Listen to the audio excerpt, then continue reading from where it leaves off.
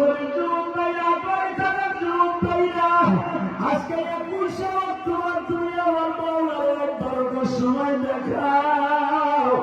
আল্লাহ, আমার মা এমন দিনে বেঁচে ছিল যেই দিন আমাদের টাকা ছিল না। আজকে আমি লেখাপড়া করছি, আমার মা সেরা কম্বল গায়ে দিয়ে রাত যাপন করছে। আমি ঢাকা বিশ্ববিদ্যালয়ে পড়তাম, আমার মা পান খাওয়ার টাকাটা আমার টিফিনের জন্য দিয়ে দিতে। আমার বাবা আমার আরামে রাখার জন্য বাবা পরের জমিতে কামলা